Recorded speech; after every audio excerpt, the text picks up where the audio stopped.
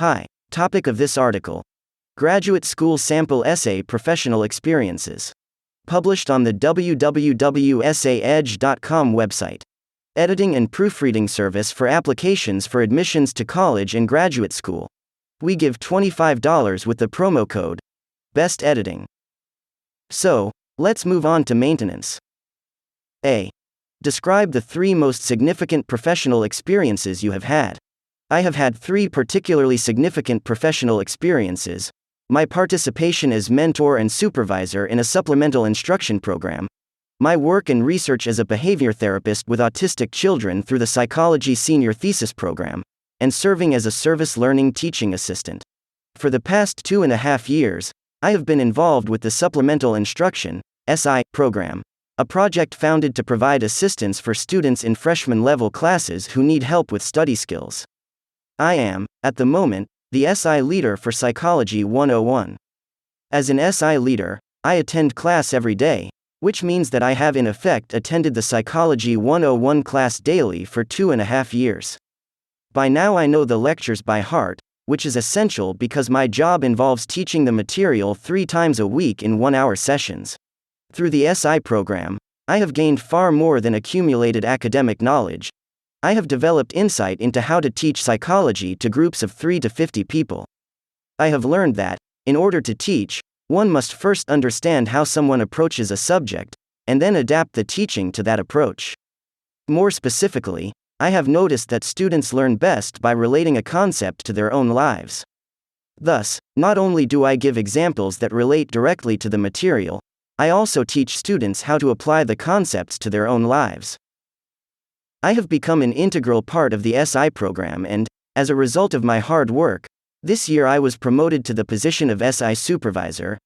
In that capacity, I attend supervisor meetings to assist in organizing the program, and I help conduct hiring and training for new SI leaders. One of my most rewarding responsibilities as supervisor is to attend sessions conducted by SI leaders and, based upon my observations, to assist them with their teaching, interaction, and group discussion skills. I also gained valuable research experience during my sophomore year by working 20 hours a week as a behavior therapist with autistic preschool-aged children at the Children's Behavior Therapy Unit, CBTU. Because CBTU possesses an extensive data-based assessment system, I had the opportunity to acquire practical research-related experience. As a behavior therapist, I focused on basic, learning-to-learn skills, such as attention to the environment. I accomplished this using the classical conditioning techniques of positive and negative reinforcement, as well as punishment. As a researcher, I was required to record each child's range of responses until that child developed a certain success rate with a behavior. One such success was shaping a child's behavior to the point where the child felt comfortable with direct eye contact. As a behavior therapist, I presented bi-monthly progress reports to the CBTU staff. The purpose of the reports was to inform the parents, doctors, and teachers about whether a particular child was ready to move to a higher level in the Learning to Learn program. More specifically, I reported on the progress of children's behavior over time, which allowed me to trace development and compare individual responses.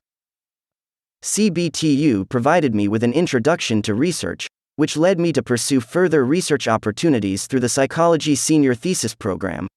I spent 1.5 years experiencing the entire process, designing my research project, formulating hypotheses, conducting the research, and writing it up, while serving as research assistant to Dr. John Kirker, who was conducting polygraph research.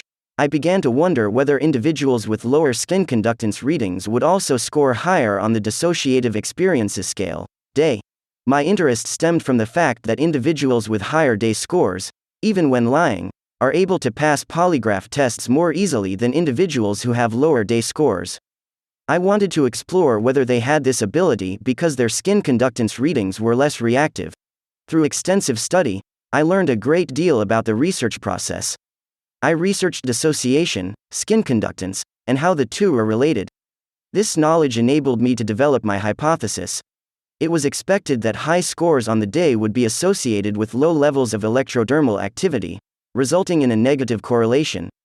The results did not provide support for the idea that dissociative individuals have diminished skin conductance readings while experiencing a stressful situation. Analysis of variance became the focus of the statistical analysis. This score was tested via a t-test.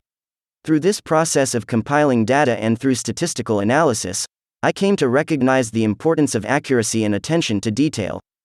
Overall, through conducting research and writing a thesis, I strengthened my research and writing skills. The greatest supplement to my academic experience has been the opportunity to be part of service learning. This is the concept of students volunteering in the community, accumulating responsibilities that allow them to acquire hands-on experience in course materials. My first experience with service learning happened a year and a half ago, when I was offered the job of Service Learning Teaching Assistant, TA, in Psychology 101. After rigorous evaluation of several agencies, we chose ones that would best suit the students' needs. We also developed a lesson plan that would enhance the learning experience, and we created contracts by which the agencies and students would abide. We gained valuable experience the first semester, including how to successfully conduct the service learning class. By the next semester, we had developed a system for keeping the students motivated. Our method involved asking students to keep reflective journals and conducting reflective sessions, which not only allowed students to tell about their service learning experiences, but also to think critically about their experiences at their agency. We discovered that, in order for students and agencies to have a fulfilling experience in service learning class, the program had to involve students in community service that addresses local needs and that allowed them to develop their academic skills, sense of civil responsibility, and commitment to the community. We also kept the students motivated by compiling the total number of hours in which they served in the community. These hours reached into the thousands, and keeping a record allowed students to see how their combined efforts made a difference. This year, I am the Service Learning TA in a nurse practitioner's graduate class. This has given me the opportunity to show the instructor what I have learned about service learning, specifically how to successfully implement a service learning course without the aid of a service learning TA. Next semester, I will be a service learning TA in an environmental ethics class, in which students will serve at activist-centered agencies. These agencies, whose purpose is to make a difference in the community, demonstrate a high need for service learning students who can assist them in the effort. End of article. Remember the promo code and get help with editing and proofreading documents with EssayEdge.com. Bye.